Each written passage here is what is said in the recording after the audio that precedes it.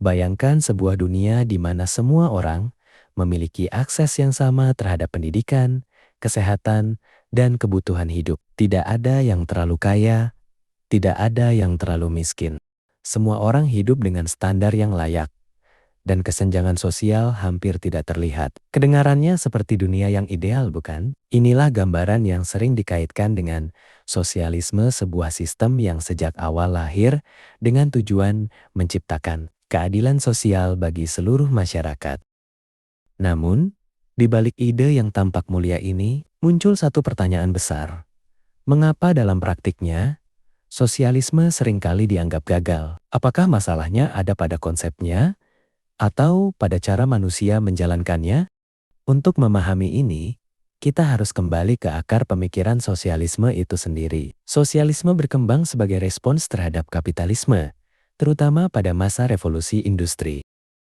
Saat itu, banyak pekerja hidup dalam kondisi yang sangat buruk, jam kerja panjang, upah rendah, dan tidak ada perlindungan sosial. Di tengah ketimpangan ini, muncul gagasan bahwa sumber daya dan alat produksi seharusnya dimiliki bersama, bukan hanya oleh segelintir orang.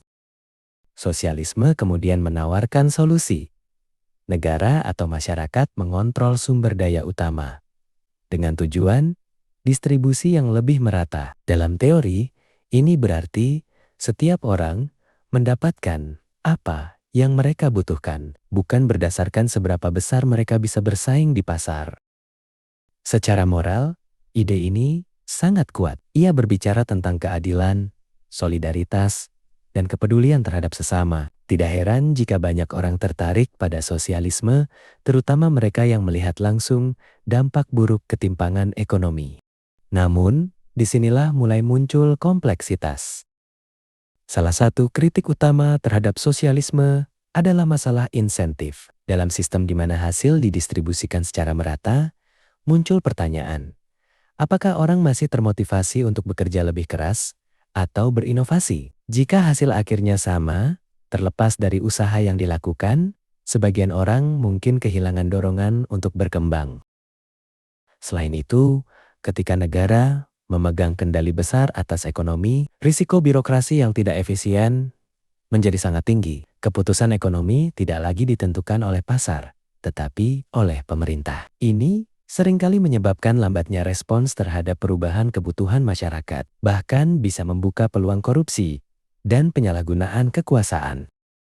Sejarah juga memberikan banyak contoh yang memperkuat kritik ini. Beberapa negara yang mencoba menerapkan sosialisme secara ekstrem justru mengalami krisis ekonomi, kekurangan barang, hingga penurunan kualitas hidup. Namun, penting untuk dicatat bahwa tidak semua bentuk sosialisme sama. Ada perbedaan besar antara sosialisme yang total, di mana negara mengontrol hampir seluruh aspek ekonomi, dan sosialisme yang lebih moderat, yang sering kita lihat dalam bentuk negara kesejahteraan. Di banyak negara modern, elemen sosialisme justru diterapkan berdampingan dengan kapitalisme. Misalnya, adanya layanan kesehatan gratis, pendidikan publik, atau subsidi bagi masyarakat berpenghasilan rendah. Ini menunjukkan bahwa sosialisme tidak selalu hadir sebagai sistem yang berdiri sendiri, tetapi juga bisa menjadi bagian dari solusi dalam sistem campuran. Hal ini membawa kita pada pemahaman yang lebih nuansed. Mungkin masalahnya bukan pada ide sosialisme itu sendiri, melainkan pada bagaimana dan sejauh mana ia diterapkan.